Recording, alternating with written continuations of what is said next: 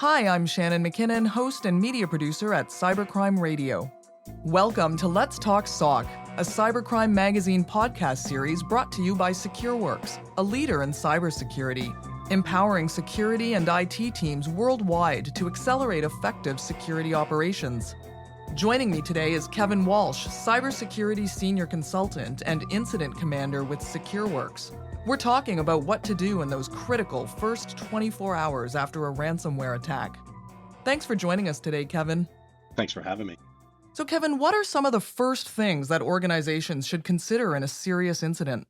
I think you're going to hear a reoccurring theme today when talking about the first 24 hours for any incident for that matter, and that's planning, preparation, and training. I think we're all aware of these aspects, but in the context of an incident, you'll really see the importance of that. Another aspect is communications. So if your company has a potential incident, a question is who's detected it? How is it communicated? How does the identification start? Is it an end user that notices an encryption message on their machine? Is it the users aren't able to access certain systems? Do your IT staff's identified certain alerts? Each one of these are different ways of identification, but the question is the escalation path for each scenario known? Is everyone aware of how to escalate to the business when a potential incident has occurred? Because time can be the essence during an incident, and this will assist with early notification and acting your plan, which is so very important. I actually worked for the United States Secret Service for over 23 years prior to joining Secureworks. In addition to cybersecurity investigations, I spent over 9 years protecting several presidents of the United States. So there's a lot of similarities. And I say that because in cyber, we hear all the time, it's not a matter of if, but when an attack happens. And quite frankly, we heard the same thing when protecting the president. So as I said, cyber can be very similar to that. So you have to realize from the start, and I think everybody does, you can't stop everything, but you can have a plan for everything. So relying on your planning, preparation, and training is just so important. And if you're not doing that, you really need to start preparing now because there can be a huge difference in your investigation and recovery based on your preparation. So let's take ransomware, for instance. Containment of the threat and checking the availability of healthier backups, so extremely important, especially from the beginning. And what are organizations supposed to do when they know ransomware is spreading to contain it? Well, this again goes back to planning. And so, first, think about this. For a threat actor to launch a ransomware attack, they actually have to have been in your environment for a period of time. Now, we know this could be a few hours, a few days, or even months. And I say this because clearly, with a ransomware attack, we have confirmation threat actors have gained access to your environment. However, we don't know how they got in. We don't know their initial access point. And as mentioned, we don't know how long they've had access, or if they've established a backdoor persistent mechanisms within your environment to ensure they kind of keep a foothold and are able to get back in. So it is so crucial to cut off their access. As mentioned, we don't know what the access point is at this. So the best method to contain your environment and sever the threat actor's access is to restrict all internet access. Now, you need to do this while you investigate the incident and assess your situation. And I have to say, this is incredibly tough for many organizations. So, what is your plan when you have to sever access like this?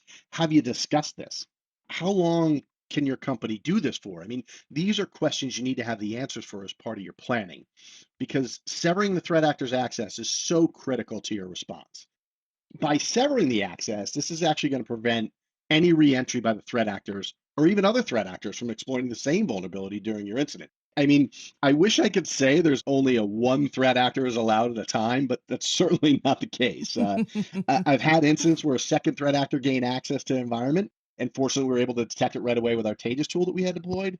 But unfortunately, there is no maximum occupancy when it comes to threat actors. So cutting off threat actors is absolutely crucial, as well as checking up your backups. You need to determine the state they're in after an attack. That's perfect. That's where we're going next, because obviously good, clean backup is crucial to recovery from a ransomware attack. And are there obstacles even when good backup exists? Yes, I mean, don't get me wrong. It is fantastic when you have good, clean backup. It really does change the game a little. So that is absolutely crucial. But there's some certain things that people need to understand as well is it still can be very time consuming to restore from backup. So your business could be down for a bit. And so you also have to ask a couple of questions about your backup. When is the backup from? Is the backup from a week ago? which is good. It's better than no backup at all, but that doesn't mean you're going to lose a week of data. So, still better than no backup, but you need to be prepared for that as well. We actually had a customer that had backup from 4 hours before a ransomware attack that occurred in the middle of the night. So, that's great because minimal data was lost. However, this is something you need to remember. I mentioned before that threat actors likely have been in your environment for some period of time. So, there's a couple other things you need to be concerned with. And first and foremost, you still need to figure out how the threat actor gained access to your environment. Because even if you restore from backup just prior to the incident, the threat actor still may have access to your environment and launch the attack again. In addition, if they exploited a vulnerability that you're not aware of and you haven't been able to determine as of yet, other threat actors may use the same vulnerability to gain access to your environment. That vulnerability will still exist even though you're restoring backup and you feel like you're back up and operational. So you're still incredibly vulnerable. So while backup is crucial, especially in a ransomware incident, I do want people to understand it's not as simple as restoring from backup and moving on like it never happened. Again, the same threat actors come right back in your environment, or different threat actors because use the same vulnerability as well. The first 24 hours sound crazy. How do companies best prepare for this type of chaos? Well, these are truly hair on fire circumstances. It goes back to what I mentioned in the beginning, and that's planning and training will be crucial. Remember, I said you can't stop everything, you can have a plan. And there's several things that need to be managed. Obviously, the overall incident, that's where an incident commander comes in and can help assist with that, overseeing the investigation and the recovery.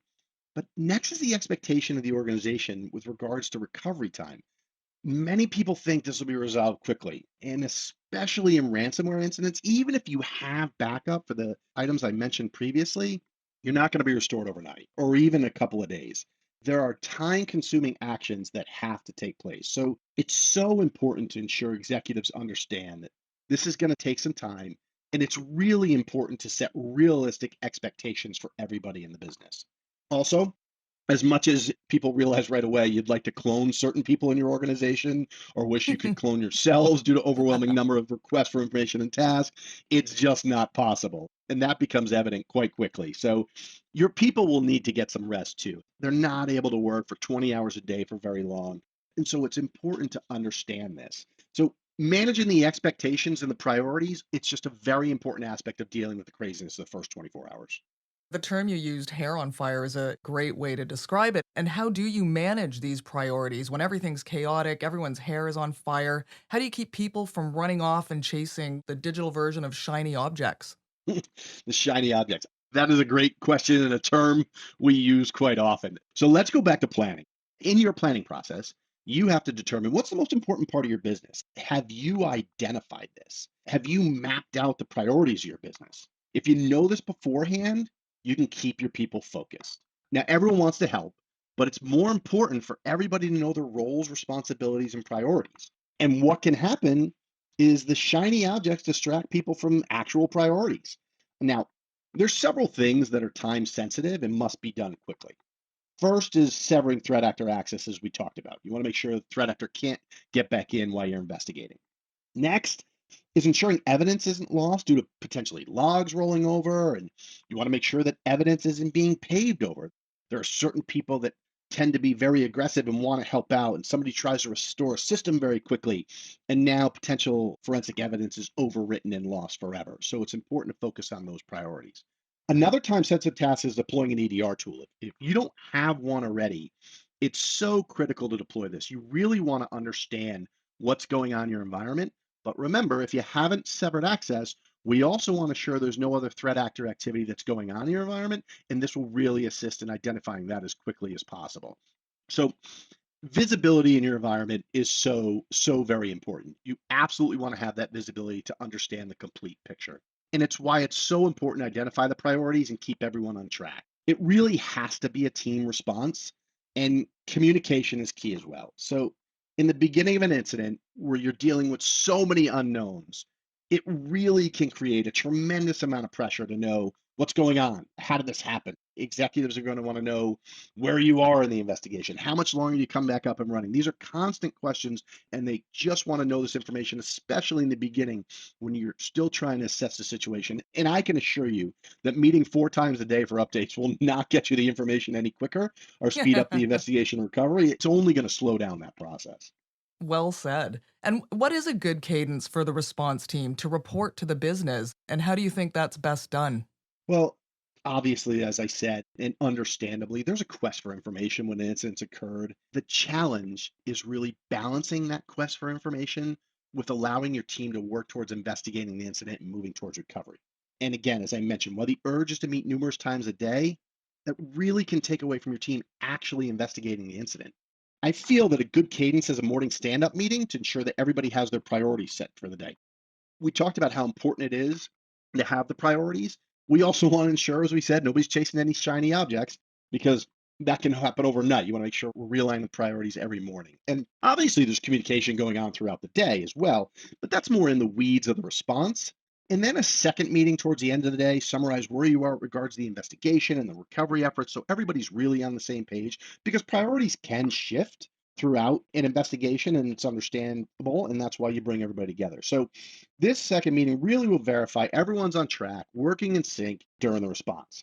One thing I will say is that when your company's been affected by a serious incident, I can assure you that no matter how fast the investigation and recovery happens, it will never be fast enough, especially while it's going on. Now, looking back on it, you may feel it was a little better, but I can assure you during the incident, it's never going to be fast enough. So it's really important to understand that smooth is fast. And so, what I mean about that is basically everything we've talked about. If you've mapped out a plan, everyone has their priorities and can work together as a team, it will greatly improve the incident response. And while planning, preparation, training will not stop everything, it is the beginning of setting you up to succeed. That's a great point. Thanks so much for joining us today, Kevin. Thanks for having me.